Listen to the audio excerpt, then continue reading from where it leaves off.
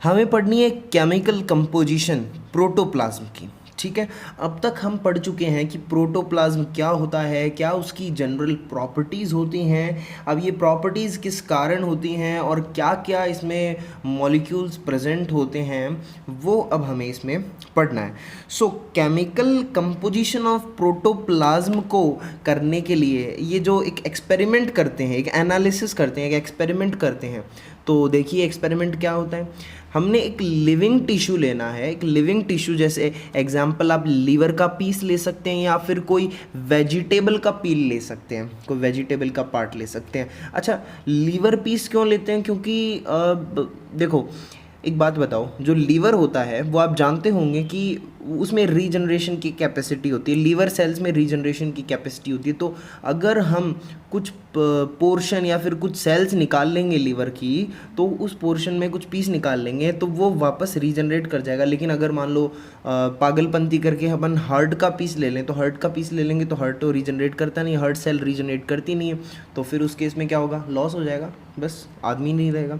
तो liver piece या फिर वेजिटेबल पील ले लेते हैं कोई, फिर उसको क्या करना होता है, हमें क्रश एंड ग्राइंड करना होता है। ठीक है, और crush and grind with the help of mortar and pistol. जो अपने घर में ओखली होती है ना, कुछ ऐसी स्ट्रक्चर होती है जो अदरक कूटने के काम में, अदरक या फिर इनको क्रश करने के काम में ली जाती है।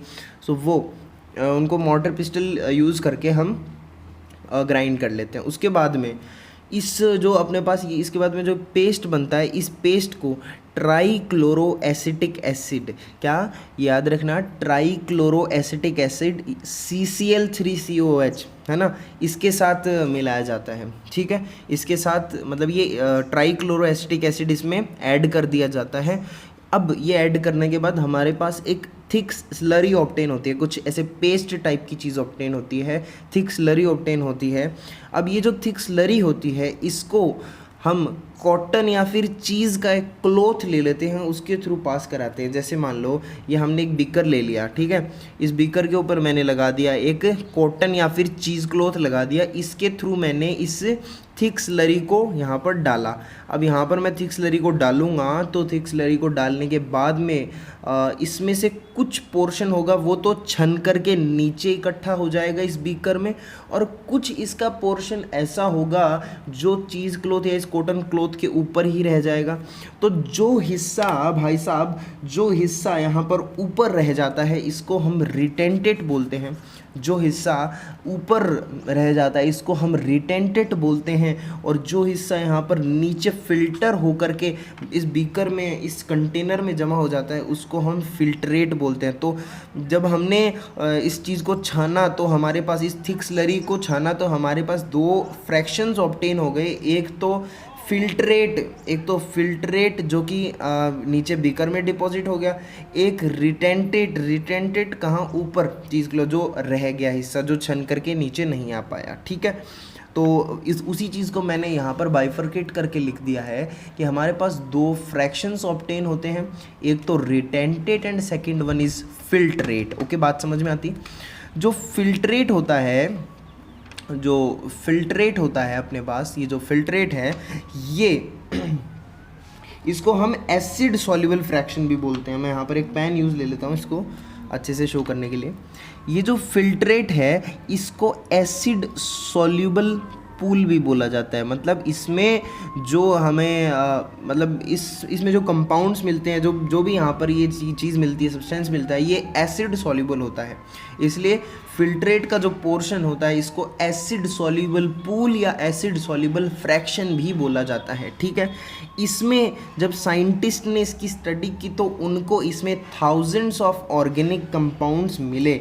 बोलो क्या हुआ? जब साइंटिस्ट ने इस फिल्ट्रेट की स्टडी की, तो उनको यहाँ पर क्या मिला? यहाँ पर थाउजेंड्स ऑफ ऑर्गेनिक कंपाउंड्स मिले, यहाँ पर उनको थाउजेंड्स ऑफ ऑर्गेनिक कंपाउंड्स मिले। और एक बात बताऊँ क्या तुम्हें, ये फिल्ट्रेट जो है, इसमें मोस्टली मॉलिक्यूल्स माइक्रो होते हैं। कैसे होते हैं? मोस्टली इसमें क्या प्रेजेंट होते हैं? इसमें माइक्रो मॉलिक्यूल्स प्रेजेंट होते हैं। ध्यान में रखना, मैंने इसको अलग अलग कलर से नहीं लिख पाया क्योंकि मेरे पास ये नोट्स अवेलेबल थे, इसलिए इनसे पढ़ रहे हैं हम। कोई नहीं, बट आप खुद इनको हाईलाइट करके लिख लीजिएगा अलग अलग पेन से, ताकि अट्रैक्टिव, सुंदर लगे।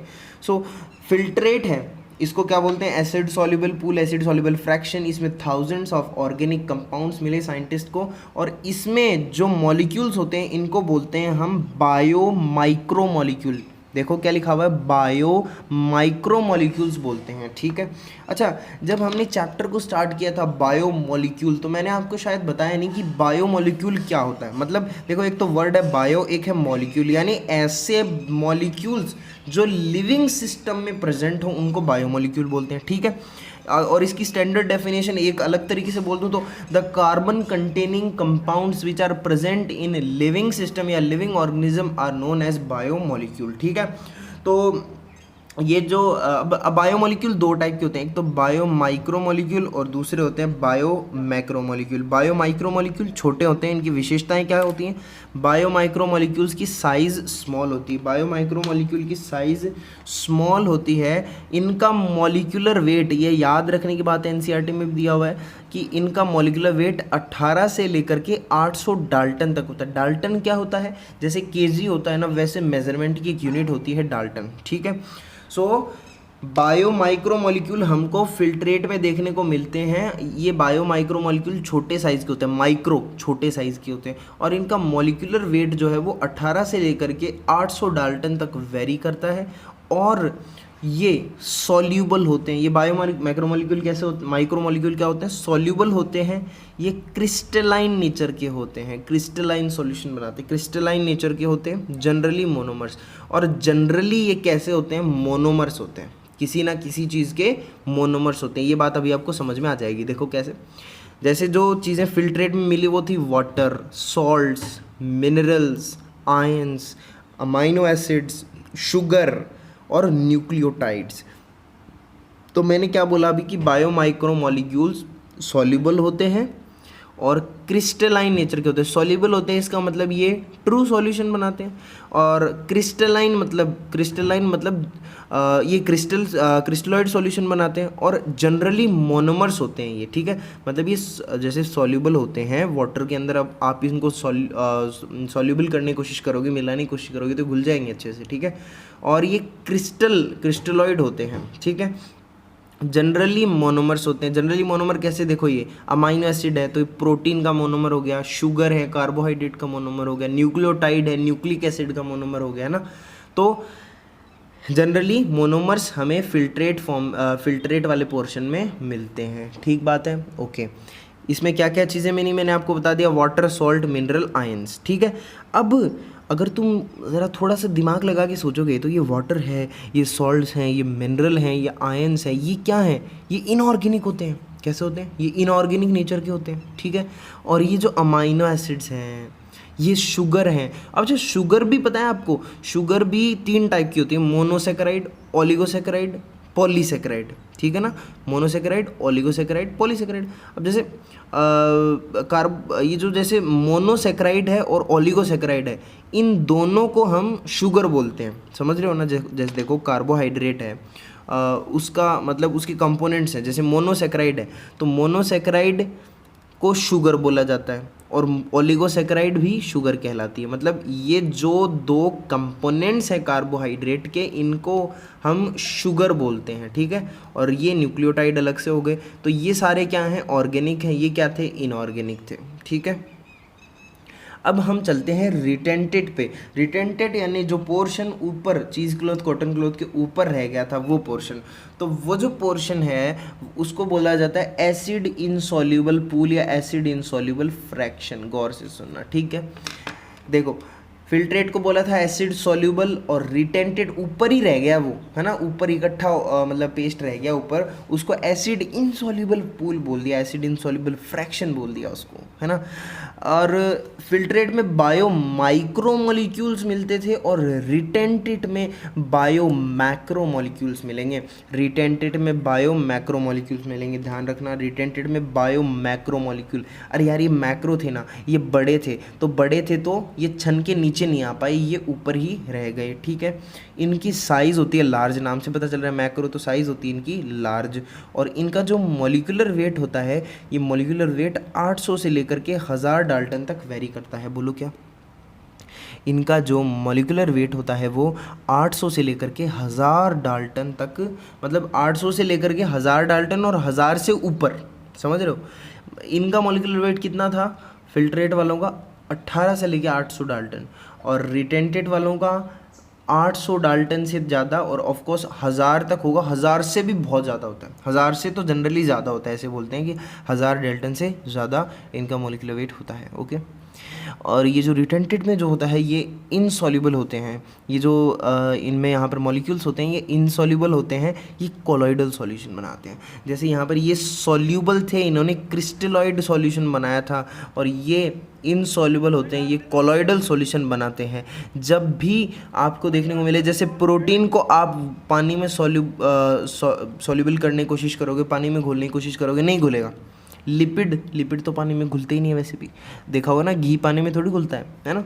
सो ये एग्जांपल्स हैं कि जो रिटेंटेड में सब्सटेंसेस होते हैं, जो मॉलिक्यूल्स होते हैं वो इनसॉल्युबल होते हैं और वो कोलॉइडल सॉल्यूशन बनाते हैं, समझ रहे हो, वो कोलॉइडल सॉल्यूशन बनाते हैं। और ये जनरली कैसे होते हैं, ये पॉलीमर्स होते हैं। ये क्या होते हैं, पॉलीमर्स होते हैं। जैसे आपने देखा था यहाँ पर ये क्या थे, मोनोमर्स, जैसे अमाइनो एसिड है, शुगर है, न्यूक्लियोटाइड है। वैसे यहाँ क्या होंगे, अमाइनो एसिड से प्रोटीन, प्रोटीन क्या है, एक पॉलीमर है, तो प्रोटीन। पॉलीसेकेराइड है, पॉलीसेकेराइड को हम नॉन शुगर बोलते हैं, पॉलीसेकेराइड को हम नॉन शुगर बोलते हैं। जैसे हमने मोनोसेकेराइड और ओलिगोसेकेराइड को शुगर बोला था, वैसे पॉलीसेकेराइड को हम नॉन शुगर बोलते हैं। और न्यूक्लिक एसिड और ये क्या है, लिपिड है हमारे पास, लिपिड। अच्छा, तुम्हें पता है यहाँ पर एक बहुत ही ताज्जुब की बात है, बहुत ही ऐसे सोचने वाली बात है कि अगर मैं आपको ये बता दूँ कि लिपिड है, ये लिपिड है, ये है ना, ये लिपिड जो है इसका मॉलिक्यूलर वेट पता है आपको कितना होता है। लिपिड्स का मॉलिक्यूलर वेट हमेशा 18 से लेकर के 800 डाल्टन तक ही होता है। The molecular weight of lipid never exceeds 800 Dalton. और फिर भी आप सोचो 18 से लेकर 800 डाल्टन है, तो ये तो फिल्ट्रेट में होने चाहिए, फिर समझ रहे हो, ये तो फिल्ट्रेट में होने चाहिए। और रिटेंटेड में तो 1000 से ज़्यादा वाले मॉलिक्यूल्स होते हैं, 1000 डाल्टन से ज़्यादा जिनका मॉलिक्यूलर वेट होता है वो होते हैं रिटेंटेड में। तो फिर ये लिपिड यहाँ पर कैसे आ गया, ये क्या चक्कर हुआ। तो देखो इसका एक रीज़न है। अच्छा, एक चीज़ और बोली जाती है इसके बारे में कि यहाँ पर जनरली पॉलीमर्स पाए जाते हैं, लेकिन ये जो लिपिड है ना, ये लिपिड कभी पॉलीमर भी नहीं बनाता। लिपिड नेवर फॉर्म्स पॉलीमर, ये बात याद रखना, दोनों बातें लिपिड में भी काम आएंगी आपको, कि लिपिड वाटर सॉल्युबल नहीं होता, लिपिड कभी भी पॉलीमर नहीं बनाता, लिपिड कभी भी पॉलीमर नहीं बनाता। और इसका मॉलिक्यूलर वेट जो होता है वो 18 से लेकर 800 डाल्टन तक होता है, फिर भी ये रिटेंटेड में है। क्यों, इसका रीज़न ये है कि लिपिड, आपको पता होगा कि जो अपनी प्लाज्मा मेम्ब्रेन है, प्लाज्मा मेम्ब्रेन लिपिड और प्रोटीन से मिलकर बनी है, 52% और 40%, है ना। आपने सेल बायोलॉजी में पढ़ा होगा कि ये इसका सेल मेम्ब्रेन का पार्ट होता है लिपिड, ठीक है। तो सेल मेम्ब्रेन, प्लाज्मा मेम्ब्रेन या फिर जो ऑर्गेनल्स होते हैं सेल ऑर्गेनल, उनकी मेम्ब्रेन का पार्ट होता है लिपिड, ठीक है। तो जब हम यहाँ पर वो थिक स्लरी बना रहे थे, मतलब जब क्या कर रहे थे, मोर्टर पिस्टल से उसको क्रश कर रहे थे, ग्राइंड कर रहे थे, तो प्रोबेबली क्या हुआ होगा कि जो सेल मेम्ब्रेन थी वो भी क्रश हुई होंगी। यानी देखो ये लिपिड था, ठीक है, इसके क्या थे, अब टूट टूट के लिपिड इस मेम्ब्रेन की फॉर्म में था ना, तो जब ये मेम्ब्रेन टूटी तो इस मेम्ब्रेन के छोटे छोटे वेसिकल्स बन गए, छोटे छोटे माइन्यूट वेसिकल्स बन गए।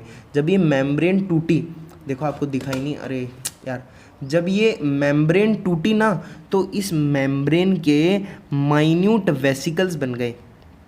अरे यार ये मेम्ब्रेन थी, जब मैंने इसको कूटा तो क्या हुआ, यहाँ से माइन्यूट वेसिकल्स बन गए। अब माइन्यूट वेसिकल्स जो थे, लिपिड तो इनमें ही प्रेजेंट था, इनकी साइज़ कंपैरेटिवली ज़्यादा थी फिल्ट्रेट के मॉलिक्यूल से, और इनकी साइज़ ज़्यादा थी, मॉलिक्यूलर वेट ज़्यादा था इनका। तो इसी कारण ये चीज़ क्लॉथ या कॉटन क्लॉथ से जब छानने की बारी आई तो ये छन नहीं पाए बेचारे, ठीक है। ये क्या हुआ, ये छन नहीं पाए, तो छन नहीं पाए तो ये कहाँ रह गए, ये रिटेंटेड में रह गए। इसलिए लिपिड को रिटेंटेड में या एसिड इनसॉल्युबल पूल में इंक्लूड किया जाता है, ठीक है, समझ रहे हो। ओके चलो, अच्छी बात है। सो लिपिड की अगर बात की जाए तो lipid are not strictly macromolecule, ठीक है ना। मतलब लिपिड के बारे में ऐसे बोला जाता है कि लिपिड गलती से आया यहाँ पे, गलती से मतलब ये इस कारण आया, ये मैंने आपको रीज़न बता दिया। तो इस रिटेंटेड में तो जनरली यार अपने पॉलीमर्स होते हैं और इनको बायो मैक्रोमोलिक्यूल बोलते हैं। तो लिपिड तो यार इस श्रेणी का है ही नहीं, लिपिड तो एक्चुअली होना यहाँ चाहिए था। तो lipid is not strictly a bio macromolecule. तो ये जो लिपिड है it is not strictly bio macromolecule. Okay, समझ में आया, ठीक है, चलो अच्छी बात है। हाँ चलो अच्छी बात है। अब एक मेरे को एक बात बतानी है। कुछ आपने एक टर्म सुनी होगी मिनरल, ये भी मैंने ऊपर नोट कर रखा है क्योंकि मुझे लगा इंपॉर्टेंट बात है, पता नहीं होता बहुत लोगों को। जैसे मिनरल है, तो मिनरल क्या होता है? जो चीज़ जो हम सॉइल से ऑब्टेन करते हैं। मिनरल क्या होते हैं? जो सब्सटेंसेस हम सॉइल से ऑब्टेन करते हैं, जो एलिमेंट्स हम सॉइल से ऑब्टेन करते हैं उनको मिनरल्स बोलते हैं, है ना। और मिनरल बोलते हैं, ठीक है, ये डेफिनेशन क्लियर हो गई हमारी। उसके बाद में ये नाइट्रोजन जो है ना, नाइट्रोजन को पार्शियल मिनरल बोला जाता है। ध्यान में रखना, नाइट्रोजन को पार्शियल मिनरल बोला जाता है। क्यों? बिकॉज मेन रिजर्वियर जो नाइट्रोजन का होता है वो एटमॉस्फेयर में होता है। ये आपका यहाँ से एक बहुत ही इंपॉर्टेंट क्वेश्चन बन गया, कहीं भी आपको पूछा जा सकता है कि which of the following element is considered as partial mineral, या फिर नाइट्रोजन को पार्शियल मिनरल क्यों बोलते हैं, या ऐसे कुछ क्वेश्चन हो सकता है। तो मैंने आपको यहाँ पर एक क्वेश्चन क्लियर कर दिया कि नाइट्रोजन है इसको पार्शियल मिनरल बोला जाता है। क्यों बोला जाता है? क्योंकि इसका मेन रिजर्वियर जो है वो एटमॉस्फेयर है, सॉइल नहीं है। मिनरल तो वो होते हैं जो सॉइल से ऑब्टेन करते हैं हमें ना। तो नाइट्रोजन तो मेनली कहाँ मिलता है? एटमॉस्फेयर मिलता है, इसलिए कंप्लीटली मिनरल नहीं, इसको पार्शियल मिनरल बोला जाता है। ओके चलो अच्छी बात है। अब यार ये देखा गया था कि जो प्रोटोप्लाज्म है उसमें ऐसा नहीं कि केवल ऑर्गेनिक सब्सटेंसेस भी प्रेजेंट है, केवल उसके अंदर ऐसा नहीं है ऑर्गेनिक ही प्रेजेंट है। ऑर्गेनिक के साथ साथ प्रोटोप्लाज्म के अंदर इनऑर्गेनिक सब्सटेंसेस भी प्रेजेंट होते हैं। ये हमें कैसे पता चला? देखो इस एक्सपेरिमेंट से, एनालिसिस ऑफ इनऑर्गेनिक कंपाउंड्स या केमिकल्स या फिर एलिमेंट्स प्रेजेंट इन प्रोटोप्लाज्म। अच्छा, ये जो एक्सपेरिमेंट है इसको डिस्ट्रक्टिव एक्सपेरिमेंट भी बोलते हैं, इसको डिस्ट्रक्टिव एक्सपेरिमेंट भी बोलते हैं, या फिर इसको ऐश एनालिसिस भी बोलते हैं। क्यों बोलते हैं समझ में आ जाएगा आपको बहुत ही जल्दी। तो देखो, इसको डिस्ट्रक्टिव एक्सपेरिमेंट बोलते हैं या फिर इसको ऐश एनालिसिस बोलते हैं। क्या बोलते हैं? इसको डिस्ट्रक्टिव एक्सपेरिमेंट बोलते हैं या फिर इसको ऐश एनालिसिस बोलते हैं। देखो इसमें होता क्या है, इसमें होता है कि हमारे पास एक, जैसे ये फ्रेश मतलब फ्रेश वेट लिया, वेट वेट जिसको बोलते हैं। जैसे मान लो एक पेड़ से लीफ को तोड़ लिया, तो जब भी हम मतलब जैसे पेड़ से लीफ तोड़ी तो उसके अंदर क्या है, वाटर का अमाउंट प्रेजेंट है, ठीक है। तो इसीलिए मतलब वाटर तो प्रेजेंट है उसमें, तो इसीलिए उसको बोलते हैं हम वेट वेट, वेट यानी गीला, वेट वेट या फिर फ्रेश वेट जिसको बोलते हैं, ठीक है। फिर हमें करना क्या होता है, फिर हमें उसको ड्राई करना होता है। थोड़ा सा हीट करके क्या करेंगे, हम उसको ड्राई करेंगे। ड्राई करते समय वाटर तो बाहर निकल जाएगा।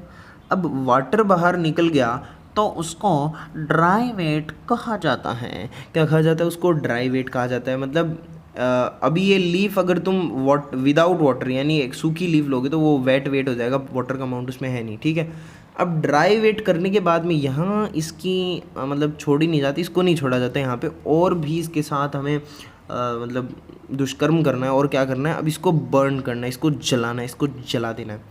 सो इसको जलाने के बाद जब तुम इसको जलाओगे तो क्या होगा, जो ऑर्गेनिक कंपाउंड्स होंगे वो ऑर्गेनिक कंपाउंड्स जैसे कार्बन है, हाइड्रोजन है, ये कार्बन हाइड्रोजन मतलब कार्बन और वाटर CO2 और वाटर वेपर की फॉर्म में एवेपोरेट हो जाएंगे। जब तुम इसको जलाओगे तो ऑर्गेनिक कंपाउंड्स CO2 और वाटर वेपर की फॉर्म में निकल लेंगे, यानी ऑर्गेनिक कंपाउंड्स निकल गए, वाटर निकल गया, ठीक है। उसके बाद में हमारे पास बचेगी ऐश, राख, ऐश बचेगी हमारे पास। ये ऐश जो है, जब इसका लोगों ने एलिमेंटल एनालिसिस किया, जब इसका मतलब साइंटिस्ट ने एनालाइज किया इसको, तो उन्हें यहाँ पर 34 यूनिवर्सल एलिमेंट्स मिले। मतलब उनको क्या मिला, मेनली यहाँ पर कैल्शियम मिला, मैग्नीशियम मिला, ऐसे बहुत सारे इनऑर्गेनिक कंपाउंड्स मिले, इनऑर्गेनिक एलिमेंट्स मिले यहाँ पर इस ऐश में, ठीक है। अब ऐसे करके जो टोटल यूनिवर्स में जितनी भी कंपाउंड्स हैं, जितनी भी चीज़ें हैं, जितने भी लिविंग थिंग्स हैं, उनके अंदर आपको पता है 34 यूनिवर्सल एलिमेंट्स होते हैं जो सब में प्रेजेंट होते हैं। 34 होते हैं यूनिवर्सल एलिमेंट्स जो सब में प्रेजेंट होते हैं। ऐश में मेनली कैल्शियम और मैग्नीशियम मिला, यहाँ पर ऐश में मेनली कैल्शियम मैग्नीशियम मिला।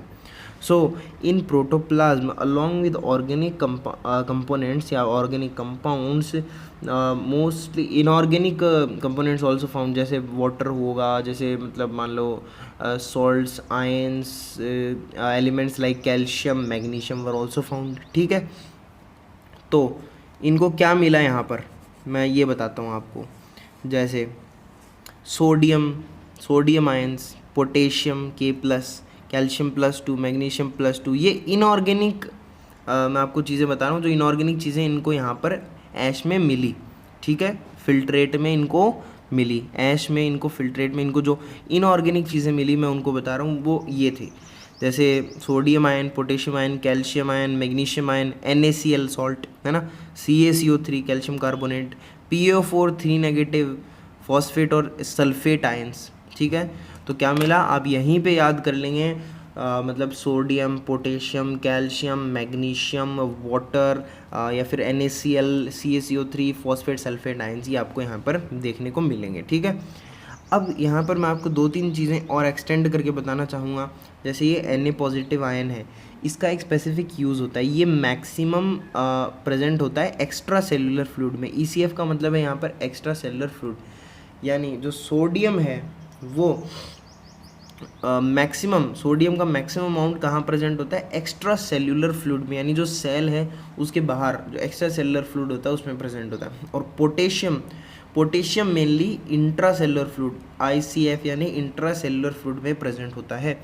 और कैल्शियम आयंस कहाँ होते हैं, ये इनका काम क्या होता है, ये मसल कॉन्ट्रैक्शन में हेल्प कराते हैं। और जैसे हमने चैप्टर की स्टार्टिंग में पढ़ा था कि सोडियम और पोटेशियम आयंस क्या करते हैं, इरिटेबिलिटी और एक्साइटेबिलिटी, या फिर हम बोल सकते हैं वो कंडक्टिविटी जो होती है सेल के अंदर, उसमें भी बहुत ज़्यादा हेल्प करते हैं, ठीक है। कैल्शियम आयंस मसल कॉन्ट्रैक्शन में बहुत हेल्प करते हैं, आप नर्व उसमें मस्कुलर सिस्टम में पढ़ेंगे। और मैग्नीशियम आयंस Mg+2, ये क्या करते हैं, ये एक्टिवेटर ऑफ एंजाइम्स, बहुत सारे एंजाइम्स ऐसे होते हैं जिनके लिए मैग्नीशियम+2 एक्टिवेटर का काम करता है। So Mg+2 act as activator in many enzymes, ठीक है। अगली बात, सो ये मेन यूज़ थे कुछ आपको जो पता होने ज़रूरी थे, ओके। अब मैं आपको ये जो इधर बॉक्स बना हुआ है इसमें मैं आपको क्या बता रहा हूँ, मैं इसमें बता रहा हूँ आपको प्रोटोप्लाज्म की कंपोजिशन, कि प्रोटोप्लाज्म में कितना % क्या चीज़ प्रेजेंट होती है। सबसे पहले वाटर, सबसे पहले पानी, जल, ये मोस्ट मतलब सबसे ज़्यादा पानी होता है यार, मतलब 70 to 90% मोस्ट अबंडेंट। और पानी क्या होता है, इनऑर्गेनिक, वाटर इज़ इनऑर्गेनिक। तो वाटर कवर करता है प्रोटोप्लाज्म का 70 to 90%। और वाटर इज, तो हम क्या बोल सकते हैं, water is most abundant inorganic substance, या फिर most abundant substance, most abundant compound in the protoplasm या सेल इज वाटर, समझ रहे हो। और अगर तुमसे पूछे कि मोस्ट अबंडेंट इनऑर्गेनिक मटेरियल कौन सा है, तो वो है वाटर, इनऑर्गेनिक। प्रोटीन 10 से 15% होता है, ये डाटा आपको याद करना है, NCERT का है। प्रोटीन 10 से 15% होता है। और प्रोटीन होता क्या है, ऑर्गेनिक होता है। तो प्रोटीन ऑर्गेनिक होता है और 10 से 15% होता है। तो यहाँ नीचे देखना, सबसे ज़्यादा ऑर्गेनिक कंपाउंड जो प्रेजेंट है वो प्रोटीन ही है। तो it is most abundant organic substance present in cell, ठीक है। ये क्वेश्चन बन गया, most abundant organic substance in cell is protein, most abundant inorganic is water. Most abundant अकेला पूछ ले तो वाटर, क्योंकि 70 to 90% है। प्रोटीन कितना है, बोलो 10 से 15% है। अरे यार मुझे तो न्यूक्लिक एसिड बता दे कितना है, चलो लिखा सामने, 5 से 7%। न्यूक्लिक एसिड 5 से 7% ही प्रेजेंट होता है। कार्बोहाइड्रेट 3%, लिपिड 2% और आयंस 1%। आयंस कितने परसेंट प्रेजेंट होते हैं? 1% ही प्रेजेंट होते हैं। और ये आयंस सॉल्ट्स, और आयंस क्या होते हैं? सॉल्ट्स, इसके साथ मिनरल्स भी, ठीक है। सो ये मैंने यहाँ शो किए, ये आयंस मिनरल, यानी ये इनऑर्गेनिक पार्ट, ये वाले जो हैं सारे आयंस, ये केवल 1%, यानी ये जो इधर लिख रखा है ना डब्बा, ये केवल 1% ही पार्ट होता है प्रोटोप्लाज्म का, ठीक है। सो आप इन दोनों को याद कर लेंगे अच्छे से। उसके बाद में यहाँ पर एक टेक्निक काम में ली जाती है, वो होती है एनालिटिकल टेक्निक काम में ली जाती है। वो क्या होता है? देखो, सबसे पहले आइसोलेशन किया जाता है, ठीक है। आइसोलेशन के बाद क्या किया जाता है? उसका प्यूरिफिकेशन किया जाता है। आइसोलेशन देन उसका प्यूरिफिकेशन करने के बाद किसी भी कंपाउंड का क्या पता चल जाता है? उसकी केमिकल कंपोजिशन पता चल जाती है प्रोटोप्लाज्म की, मतलब प्रोटॉन की केमिकल कंपोजिशन पता चल जाती है, और उस कंपाउंड का प्रोबेबल स्ट्रक्चर हमें पता चल जाता है, मॉलिक्यूलर फॉर्मूला पता चल जाता है। समझ रहे हो? देखो, ये एक टेक्निक होती है जिसको बोलते हैं एनालिटिकल टेक्निक। इस एनालिटिकल टेक्निक में क्या करते हैं, कोई भी ऐसा हमें, मान लो कोई भी कंपाउंड या फिर कोई भी ऐसा मॉलिक्यूल मिले जिसका हमें केमिकल कंपोजिशन पता लगाना हो, या हमें उसकी स्ट्रक्चर पता लगानी हो कि वो प्रोबेबली कैसा दिखेगा, ठीक है, या फिर उसका मॉलिक्यूलर फार्मूला हम बोल सकते हैं, ये चीज़ें हमें पता लगानी हो, तो हमें क्या करना पड़ेगा? पहले उसको आइसोलेट करते हैं, फिर उसको प्यूरीफाई करते हैं, फिर हमारे पास कुछ टेक्निक्स होते हैं, कुछ प्रोसेस होते हैं जिनके थ्रू हम उसका केमिकल कंपोजिशन और उसकी प्रोबेबल स्ट्रक्चर यानी मॉलिक्यूलर फार्मूला पता लगा लेते हैं, ठीक है। आपको इसके बारे में इतना ही जानने की ज़रूरत है। उसके बाद में एलिमेंटल एनालिसिस। क्या तुम्हें पता है कि जो मॉलिक्यूल्स या जो एलिमेंट्स, जो मैं स्पेसिफिकली बोलूँ कि जो एलिमेंट्स हमारी ह्यूमन बॉडी में प्रेजेंट होते हैं, वो आपको सेम वो एलिमेंट्स आपको अर्थ क्रस्ट में मिल जाएंगे, या मैं बोल दूं कि अर्थ क्रस्ट में आपको जो मॉलिक्यूल्स या एलिमेंट्स, स्पेसिफिकली एलिमेंट्स जो आपको अर्थ क्रस्ट में मिलते हैं, वो सारे एलिमेंट्स आपको लिविंग टिश्यू में भी मिल जाएंगे। तो देखो, जैसे मान लो हम कंपैरिजन कर रहे हैं, हमने इधर तो एलिमेंट्स लिख दिए ये, और फिर उसके बाद में इधर लिखा कि अर्थ क्रस्ट में इनका कितना पार्ट प्रेजेंट है, और फिर लिख दिया हमने कि लिविंग टिश्यू में इनका कितना पार्ट प्रेजेंट है। जैसे हमारा कार्बन है, कार्बन अर्थ क्रस्ट, ये डाटा आपको याद करने की ज़रूरत नहीं, इसमें कई चीज़ें जो आपको याद करनी है वो अभी बताऊंगा मैं। जैसे कार्बन है, कार्बन अर्थ क्रस्ट में 0.14 होता है परसेंट, और यहाँ पर 0.5, मतलब इसका अमाउंट है जो अर्थ क्रस्ट में प्रेजेंट है लिविंग ऑर्गेनिज्म में 0.5 है, अर्थ क्रस्ट में 0.14 है। हाइड्रोजन 0.03, लिविंग टिश्यू में 18.5, ठीक है। उसके बाद हाइड्रोजन 0.03, 18.5, ऑक्सीजन 46.6 और 65.0। देख लो, ऑक्सीजन ज़्यादा किस में है? लिविंग टिश्यू में। हाइड्रोजन ज़्यादा किस में है? 18.5 लिविंग टिश्यू में। कार्बन ज़्यादा किस में है? ये तो 0.14 है और ये 0.5 है। ध्यान में रखना, कई लोग बोलेंगे ये 14 है, ये 5 है, ना, ये 0.5 ज़्यादा बड़ा होता है, ठीक है। तो हम ये बोल सकते हैं कि कार्बन, हाइड्रोजन और ऑक्सीजन, देखो, अर्थ क्रस्ट से कितने ज़्यादा प्रेजेंट है लिविंग टिश्यू के अंदर, ठीक है। ये नॉन मिनरल कंपाउंड्स, ये नॉन मिनरल एलिमेंट्स होते हैं, ये मिनरल्स नहीं होते, नॉन मिनरल होते हैं, ठीक है। उसके बाद में नाइट्रोजन है, नाइट्रोजन अर्थ क्रस्ट में तो बहुत कम होती है, लेकिन लिविंग टिश्यू में 3.3% होती है, 3.3। और सल्फ़र 0.03। आप ये सारी चीज़ें अच्छे से आराम से देख लेंगे, पूरे डाटा को एनालाइज कर लेंगे। एनसीईआरटी में भी टेबल दे रखी है, देखो पेज नंबर 143 पर ऊपर टॉप में, ठीक है। यहाँ से जो बातें पता चलती है वो मैं आपको बताता हूँ। जैसे ये carbon, hydrogen, oxygen, nitrogen, sulphur, CHONS, cons ऐसे याद कर लो, CHON कॉन एस, ये सारे के सारे ऑर्गेनिक कंपाउंड्स के कॉन्स्टिट्यूएंट्स हैं। यानी ऑर्गेनिक कंपाउंड्स होते हैं वो मेनली इन एलिमेंट्स से बनते हैं, है ना। तो ये चारों के चारों, ये 5 क्या हैं? कौन एस, ये ऑर्गेनिक कंपाउंड के कॉन्स्टिट्यूएंट्स हैं। और उसके बाद में जो सोडियम, कैल्शियम, मैग्नीशियम, सिलिकॉन, ये हैं, इनमें से ये क्या हैं? ये इनऑर्गेनिक हैं। ये कैसे हैं? ये इनऑर्गेनिक कंपाउंड्स के कॉन्स्टिट्यूएंट्स हैं। अब हम बात करें, ये देखो ज़रा,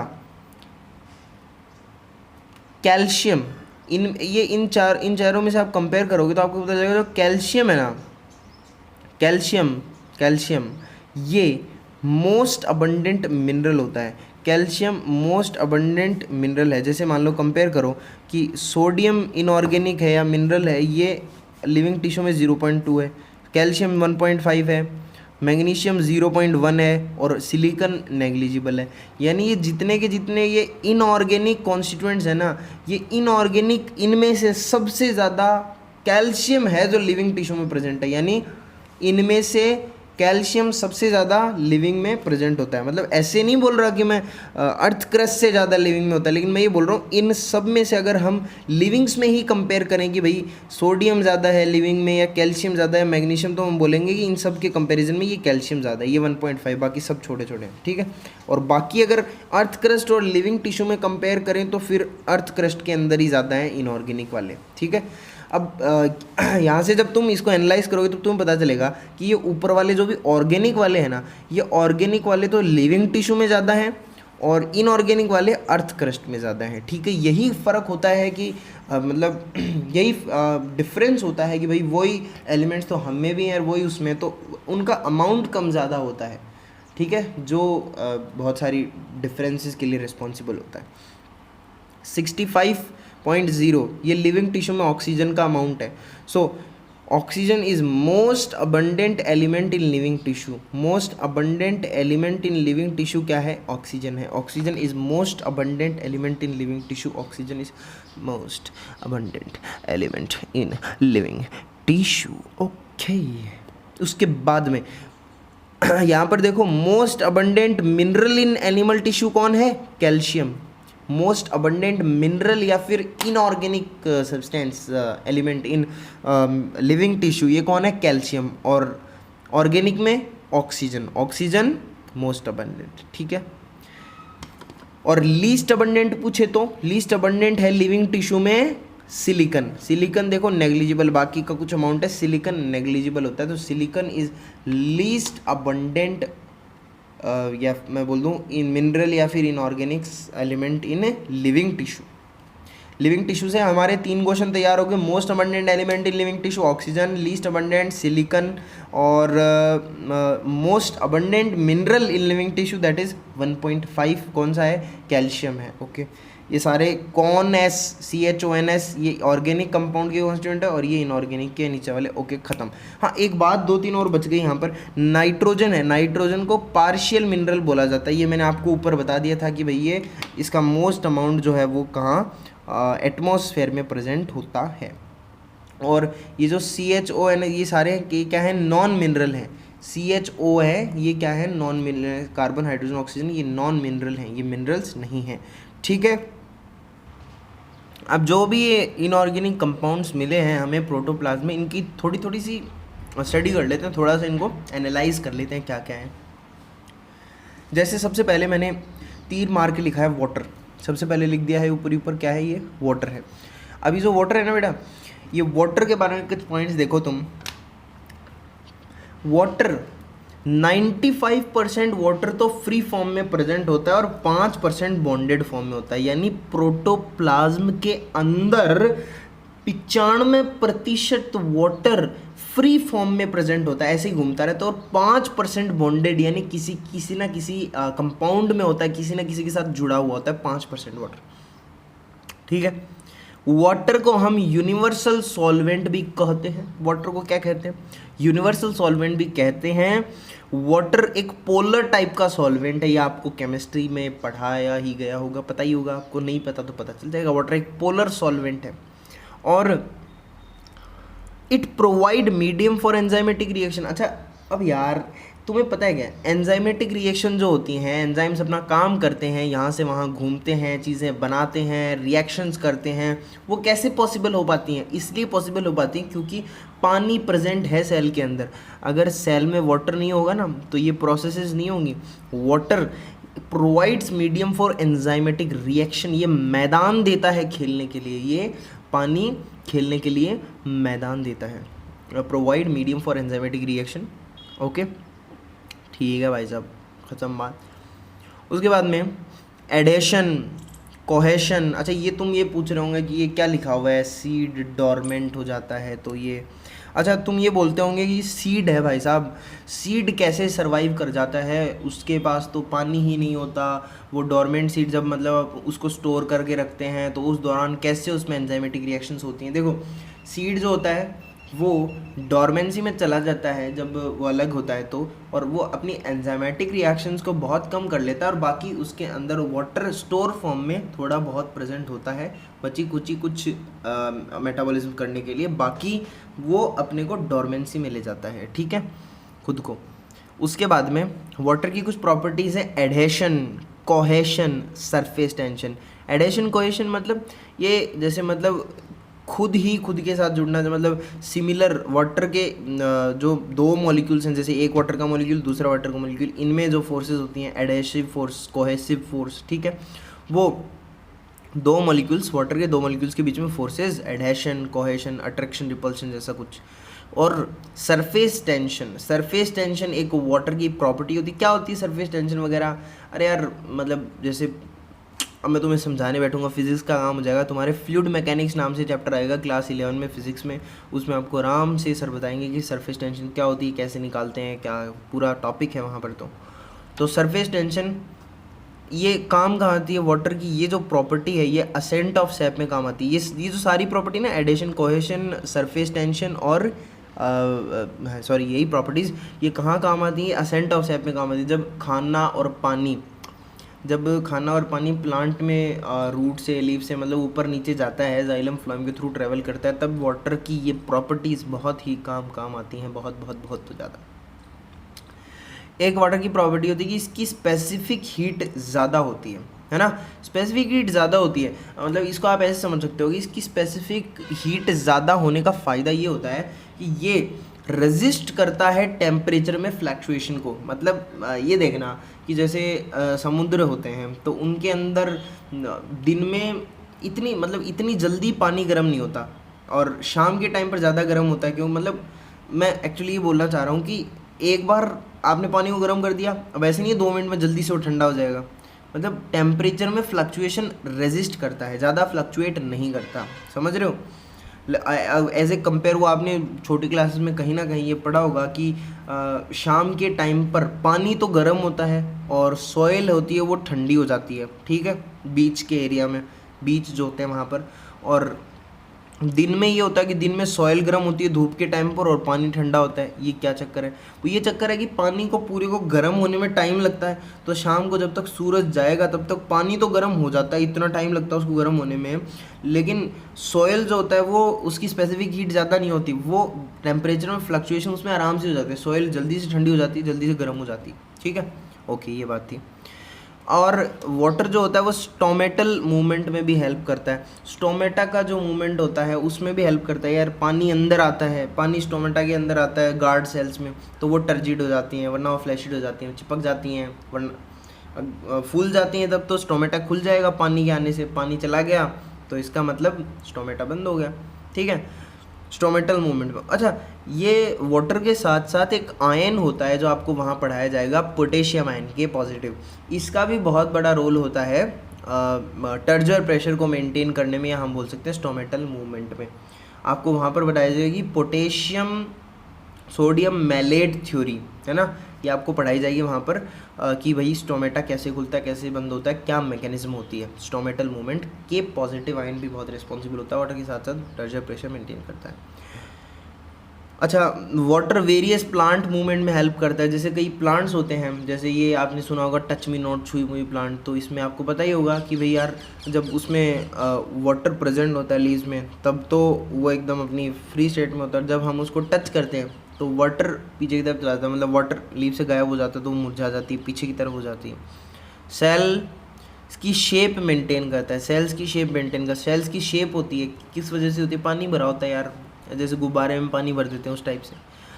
और वाटर जैसे सोल फॉर्म है, जेल फॉर्म है प्रोटोप्लाज्म की, तो सोल में वाटर ज़्यादा होता है, लिक्विड का अमाउंट ज़्यादा होता है, जेल में कम होता है, तो वाटर की वजह से ही देख लो ये सोल और जेल फॉर्म बन रही है, ये इसमें कन्वर्ट हो जाती है, अगर हम वाटर इससे रिमूव कर ले तो इसमें डाल दें तो ये सॉल्व बन जाती है, बस यही की बात है। अगले नंबर पे मैंने लिखा हुआ है मिनरल्स। अच्छा, मिनरल्स के अंदर हमें कौन से मिले थे? CHONPS, ठीक है। ये मैंने 1 2 3 4 5 6 ये 6 मिनरल्स लिखे हैं। कौन से लिखे हैं? कॉन, CHON, कॉन, PS, कॉन PS, कॉन PS, कॉन PS। ये प्रोटोप्लाज्मिक एलिमेंट्स होते हैं, इनको हम प्रोटोप्लाज्मिक एलिमेंट्स बोलते हैं, ठीक है। आपसे कोई पूछे प्रोटोप्लाज्मिक एलिमेंट्स कौन से होते हैं? CHONPS, ओके, ये प्रोटोप्लाज्मिक एलिमेंट्स हैं, ठीक है। ये हमें मिनरल्स में मिलते हैं। और एक्टिवेटर ऑफ एंजाइम, जैसे एक्टिवेटर ऑफ एंजाइम, जैसे मिनरल। अच्छा, ये हम क्या पढ़ रहे हैं? ये जो इनऑर्गेनिक कंपाउंड्स हमें मिले हैं इनके फंक्शंस देख रहे हैं। जैसे मिनरल्स मिले तो मिनरल्स में ये क्या हैं? ये मिनरल्स ही तो हैं। ये इनको प्रोटोप्लाज्मिक एलिमेंट्स बोलते हैं। प्रोटोप्लाज्म का इंफ्रास्ट्रक्चर बनाते हैं, प्रोटोप्लाज्म में प्रेजेंट होते हैं ज़्यादा अमाउंट में। और एक जैसे अपने पास मैग्नीशियम आयन है, तो मैग्नीशियम आयन ये भी मिनरल है। ये क्या करता है? ये एंजाइम का एक्टिवेटर होता है, it act as activator of enzyme. और मैग्नीशियम साथ साथ में रेस्पिरेशन में भी हेल्प करता है। रेस्पिरेटरी सिस्टम में आप पढ़ेंगे, प्लांट रेस्पिरेशन में magnesium also helps in respiration. और मैग्नीशियम सॉल्ट लिंकेज बनाता है, एक चीज़ बनाता है जिसको बोलते हैं सॉल्ट लिंकेज। ये सॉल्ट लिंकेज क्या क्या करता है? ये राइबोसोम की जो सब यूनिट्स होती है ना, आपने कहीं ना कहीं सुना होगा 50S, 30S, 70S, 80S, ये सब इनको बाइंड करने में काम आता है। जैसे 70 30 को बाइंड कर रहा है, 50 30 को बाइंड, 50 40, ऐसे इन जो सब यूनिट्स होती हैं राइबोसोम की, उनको बाइंड करने में काम आता है सॉल्ट लिंकेज। ये कौन बनाता है? मैग्नीशियम आयन बनाता है, Mg+2। दूसरा काम सॉल्ट लिंकेज का, ये डीएनए और हिस्टोन प्रोटीन को जोड़ने में मदद करता है। डीएनए हिस्टोन प्रोटीन को जोड़ने में मदद करता है। और ये प्रोटीन्स को जोड़ने में मदद, प्रोटीन को कैसे? जैसे अमाइनो एसिड से अमाइनो एसिड जुड़ते हैं, वैसे प्रोटीन फॉर्मेशन में भी हेल्प करता है, प्रोटीन को भी जोड़ने में हेल्प करता है, ठीक है। वैसे ही जैसे एक और एलिमेंट होता है कॉपर, Cu प्रेजेंट होता है टायरोसिनेज एंजाइम में। Cu प्रेजेंट होता है किस में बोलो? टायरोसिनेज एंजाइम में। Cu किस में प्रेजेंट होता है? टायरोसिनेज एंजाइम में। याद रखने की बात। कैटायन एनाइन बैलेंस कंडक्टिविटी, जैसे ये पोटेशियम और सोडियम आयंस हैं, ये क्या करते हैं? ये बॉडी में कैटायन एनाइन का बैलेंस मेंटेन करके रखते हैं, और कंडक्टिविटी, इरिटेबिलिटी, एक्साइटेबिलिटी मैंने बोला था आपको, वो काम करते हैं। जैसे कैल्शियम क्या करता है? कैल्शियम आयन क्या करते हैं? ये मसल कॉन्ट्रैक्शन में हेल्प करते हैं। अच्छा चलो रिवीजन कर लो। ऐसे देखो, मैग्नीशियम आयन क्या काम करते हैं? मैग्नीशियम आयन रेस्पिरेटरी एंजाइम्स में होते हैं, और ये सॉल्ट लिंकेज फॉर्म करते हैं। तो डीएनए हिस्टोन प्रोटीन को जोड़ता है, जो प्रोटीन्स को जोड़ता है, जो राइबोसोम की सब यूनिट्स को जोड़ता है, और ये एक्चुअली एक्टिवेटर ऑफ एंजाइम भी होते हैं, ओके। उसके बाद में हमें प्रोटोप्लाज्म में कुछ गैसेस भी मिलती हैं। गैसेस का आपको याद रखना है, जैसे मेनली सबसे ज़्यादा आपको मिलेगी CO2, उससे कम O2, उससे कम N2, तो ये आपको याद रखना है, ठीक है। CO2, O2 और N2। देखो CO2 हम बाहर निकालते हैं, लेकिन ये देखो सबसे ज़्यादा है। गैसेस कम अमाउंट में होती हैं, बहुत कम अमाउंट में होती हैं, लेकिन होती हैं। और होती हैं उनमें भी सबसे ज़्यादा CO2 है, उससे कम O2 है, और उससे कम N2 है। सबसे ज़्यादा CON, कौन? पहले हमने ये ट्रिक बनाई थी CHONPS, तो वैसे ये कौन? CON। उसके बाद में अगला फंक्शन, बहुत देर हो गया बोलते हुए, अगला फंक्शन एसिड और बेस, सॉरी फंक्शन क्या, अगले पे नंबर पे एसिड और बेसिस भी आपको देखने को मिलते हैं। एसिड और बेस कैसे? To maintain pH of protoplasm. Acid और बेस क्या करते हैं? They maintain the pH of protoplasm, they are important components. और जैसे एग्जांपल हमारे पास बाइकार्बोनेट होता है, बाइकार्बोनेट प्रोटोप्लाज्म में मिलता है H2CO3, ये हमारे पास HCO3 नेगेटिव में कन्वर्ट हो जाता है। मतलब कुल मिलाकर के ये आपको ज़्यादा चीज़ें ध्यान में रखनी। जैसे मान लो H3PO4 है, ये कन्वर्ट हो जाता है H2PO4 नेगेटिव में, ये कन्वर्ट हो जाता है H, एक और H डोनेट कर देगा तो ये HPO4 2 नेगेटिव में कन्वर्ट हो जाएगा। मतलब कुल मिलाकर के ये रिएक्शंस चलती हैं जब हमें बॉडी में एसिड बेस का बैलेंस मेंटेन करना होता है, तो pH का मेंटेन करना होता है। तो ज़्यादा सोचना विचना नहीं है कि ये क्या है क्या नहीं है, आपको बस इतना याद रखना है कि इनऑर्गेनिक कंपाउंड्स क्या भी करते हैं, एसिड बेस को मेंटेन करके रखते हैं, pH को मेंटेन करके रखते हैं बॉडी में, ठीक है। अब आगे हमें पढ़ना है बायोमोलिक्यूल्स या फिर मेटाबोलाइट्स के बारे में। बायोमोलिक्यूल्स या मेटाबोलाइट्स जिनको बोलते हैं, तुम्हें पता है बायोमोलिक्यूल्स क्या होते हैं? All those carbon containing compounds, organic compound, carbon containing organic compound which are present in protoplasm are known as biomolecules. और तुम्हें बता दूं जानकारी के लिए, बायोमोलिक्यूल को मेटाबोलाइट भी बोला जाता है। मेटाबोलाइट क्यों बोला जाता है? क्योंकि ये मेटाबॉलिज्म में पार्ट लेते हैं, उसके इनिशियल कंपाउंड्स मतलब इनके साथ मेटाबॉलिज्म होता है, तो इसलिए इनको मेटाबोलाइट्स बोला जाता है। मेटाबोलाइट्स यहाँ पर दो टाइप के होते हैं, एक तो प्राइमरी मेटाबोलाइट, एक सेकेंडरी मेटाबोलाइट। प्राइमरी मेटाबोलाइट जो होते हैं देखो क्या होते हैं। प्राइमरी मेटाबोलाइट के बारे में बोलूँ तो their function are well known, इनके जो फंक्शंस होते हैं वो वेल नोन होते हैं, फंक्शंस वेल नोन होते हैं। फिजियोलॉजिकल रोल आइडेंटिफिकेशन, मतलब प्राइमरी मेटाबोलाइट्स वो होते हैं जिनका फंक्शन हमें पता हो, हमें ये पता हो कि भाई साहब ये बॉडी में ये काम करता है, हमारी ह्यूमन बॉडी में इसका काम ये है। तो ह्यूमन बॉडी में या फिर किसी भी बॉडी में, एनी बॉडी, किसी भी बॉडी में हमें ये पता हो कि भाई ये मॉलिक्यूल है, ये कंपाउंड है, ये ऐसा सा काम करता है बॉडी में, ठीक है। तो उसको बोलेंगे हम प्राइमरी मेटाबोलाइट, ठीक है। एनिमल सेल में example macro and micro biomolecule. अब अपने जो मैक्रो और माइक्रो बायोमोलिक्यूल जैसे अमाइनो एसिड, प्रोटीन हमने पढ़ा, न्यूक्लियोटाइड, ओलिगोसैकेराइड, मोनोसैकेराइड, पॉलीसैकेराइड, ये क्या है? सारे के सारे ये प्राइमरी मेटाबोलाइट्स हैं, प्राइमरी मेटाबोलाइट्स हैं। इनके फंक्शंस हमें पता है कि ये क्या काम करते हैं। प्रोटीन क्या काम करता है? प्रोटीन एंजाइम की तरह एक्ट करता है, बहुत सारे फिजियोलॉजिकल फंक्शंस को मेंटेन करता है। अमाइनो एसिड क्या करता है? न्यूक्लिक एसिड, हमें पता है इन चीज़ों का। बोले सर हमें तो नहीं पता, तो तुम्हें पता चल जाएगा, इनको डिटेल में पढ़ना है हमें वन बाय वन, यही तो चैप्टर है। एक वीडियो आएगा कार्बोहाइड्रेट का, एक प्रोटीन का आएगा, एक लिपिड का आएगा, ऐसे एक न्यूक्लियोटाइड न्यूक्लिक एसिड का आएगा, ठीक है। अब दूसरे होते हैं हमारे पास सेकेंडरी मेटाबोलाइट। अब ये सेकेंडरी मेटाबोलाइट क्या चिरांद है भाई? सेकेंडरी मेटाबोलाइट क्या होते हैं कि in cells of fungi, bacteria and plant, in cells of fungi, bacteria and plants function and physiological roles are not identified. मतलब क्या बोलते हैं कि कुछ ऐसे मॉलिक्यूल्स होते हैं फंजाई, बैक्टीरिया या प्लांट्स की सेल्स में जिनके फंक्शंस आइडेंटिफाइड नहीं होते, हमें पता नहीं है कि उनके फंक्शंस क्या हैं। स्पेशली यहाँ पर एनिमल सेल नहीं बोला, यहाँ पर बोला fungi, bacteria, plant and animal cell जिनके हमें फंक्शन नहीं पता। कुछ ऐसे मॉलिक्यूल्स, कुछ ऐसे कंपाउंड्स होते हैं, ठीक है।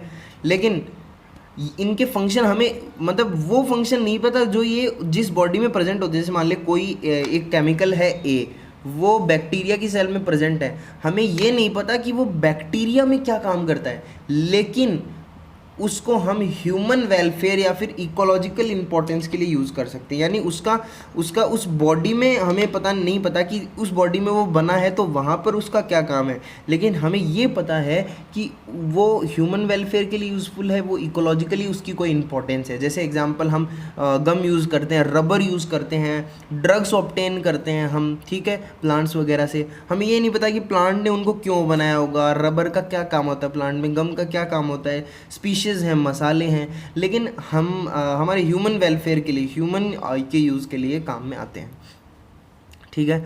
अब मेटाबोलाइट या बायोमोलिक्यूल भी इस टाइप से दो टाइप के होते हैं ना, एक तो माइक्रो बायोमोलिक्यूल होते हैं, एक मैक्रो होते हैं। माइक्रो बायोमोलिक्यूल कौन से होते हैं? एक तो जैसे sugars, amino acid, nucleotide, lipid, छोटे।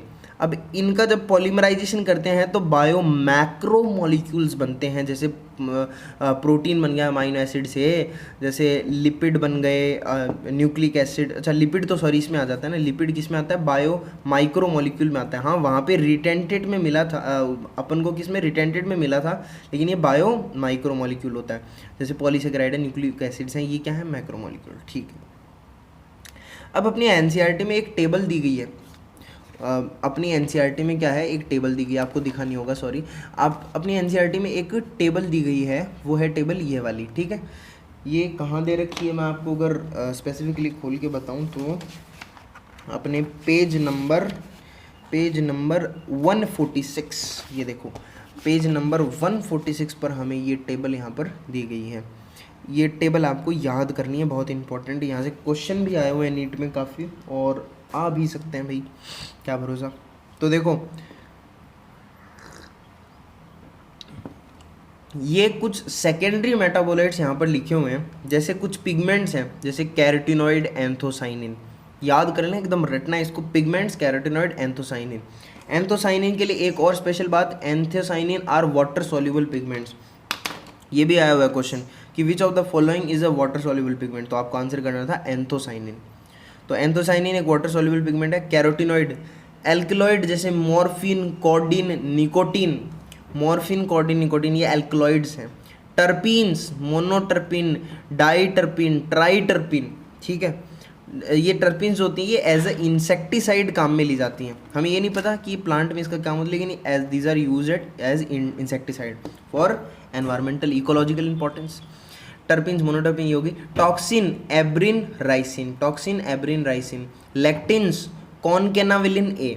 Drugs, vinblastine, curcumin, vinblastine, curcumin. Vinblastine पता है ये एंटी कैंसर ड्रग होता है, कैंसर को ट्रीट करने में काम आता है। उसके बाद में असेंशियल ऑयल जैसे लेमन ग्रास ऑयल, और भी इसके साथ कुछ पॉलीमर्स होते हैं जो सेकेंडरी मेटाबोलाइट की तरह काम करते हैं, जैसे रबर है, गम है, सेल्यूलोज है, ये सारी चीज़ें। तो ये आपको ये अच्छे से याद कर लेना है। So thanks for watching.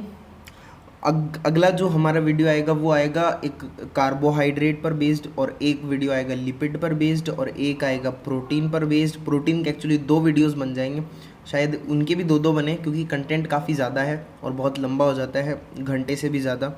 और उसके बाद में हमारे पास एक न्यूक्लिक एसिड का भी वीडियो आएगा, उसके बाद में हमारा चैप्टर फिनिश हो जाएगा, ठीक है। सो कीप वॉचिंग, अगले वीडियोस भी देखिए, अच्छे से नोट्स बनाइए, प्रिपेयर कीजिए। मैंने पूरी कोशिश की है कि मैं सारे मैटर को एनसीईआरटी प्लस बाहर से जो भी चीज़ें हैं थोड़ी मोटी, इनको कंडेंस करके एक फॉर्म में लिख करके आपको प्रोवाइड कर सकूं।